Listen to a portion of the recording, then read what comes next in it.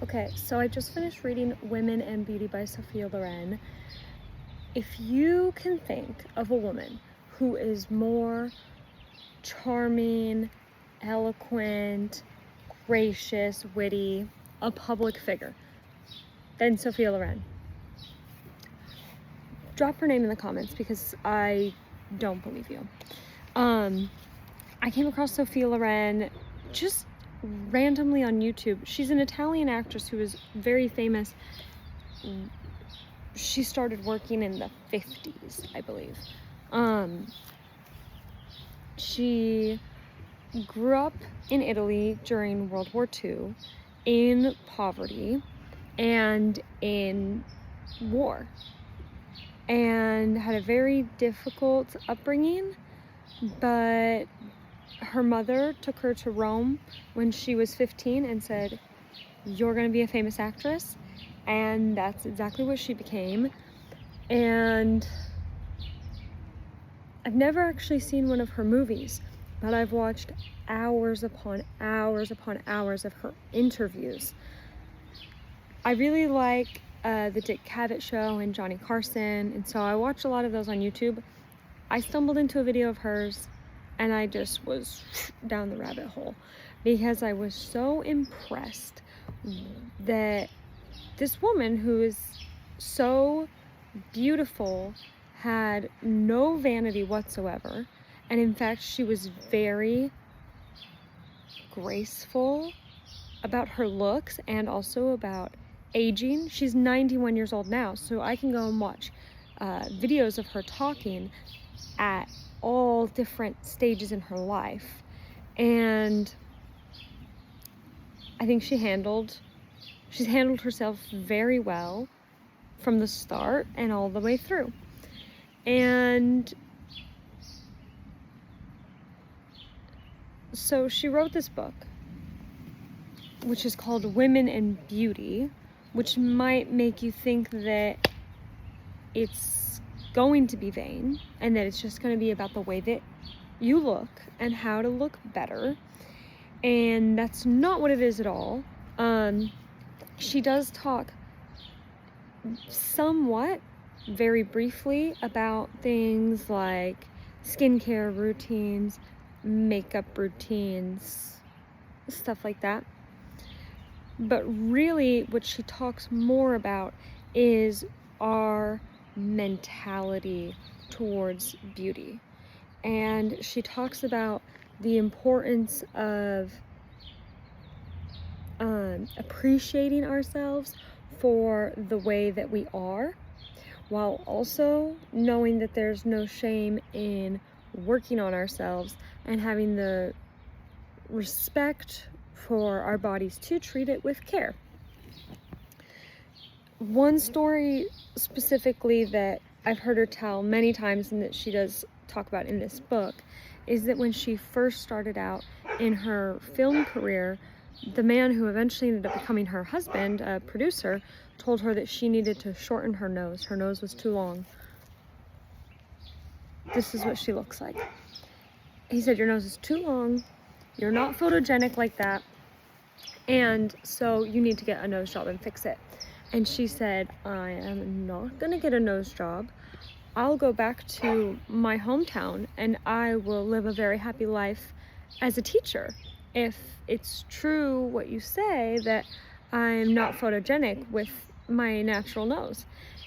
Even though she had had times when she was young where she maybe didn't love her nose, she felt like, this is my face and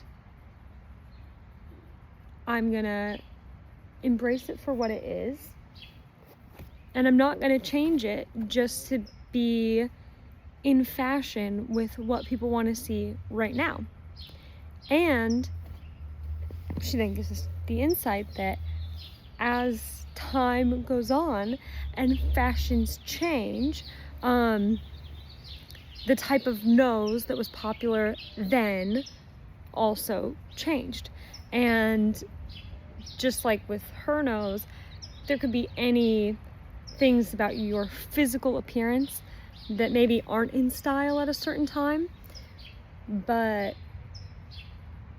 you can be comfortable with it, and you're the only one who needs to accept it. And also, people might change with time. So you don't need to be as flimsy as fashion trends are. She talks a lot about the mind, and she actually describes the mind as the fountain of youth. She talks about aging gracefully, and nowadays in society, I think that aging gracefully seems to mostly be a thing of the past. It's not just celebrities who are getting cosmetic procedures done constantly. It's everyday people now are getting Botox and fillers, and it's hard to even look at an older woman and be able to tell what age she is, because people are dyeing their hair and getting facelifts and all kinds of things to sort of disguise their age. And she talks about not only embracing our age, but that as our body does physically change, and she was 50 when she wrote this book, as our body does physically change, and you wake up, your back hurts. Just a second. Okay, so she talks about, she says, as we're physically, let me just read this for you. She says, the paradox of aging is that at a time when we find ourselves less confident about our bodies, we often also abandon one growing process that is more open to us than ever, the growth of our minds. And she talks a lot about how our minds influence our beauty. In the first paragraph, so that's from the last page of the book, in the first paragraph, she says, what I propose to do in this book is give a different approach to beauty, one that will serve women of all ages and of different natural gifts. This approach to beauty begins not with the face or the figure, but with the mind. If you learn to use your mind as well as you can use a powder puff, you will become more truly beautiful. And she talks in the book a lot about charm. There's a whole section of the book that's dedicated to that. She talks about relationships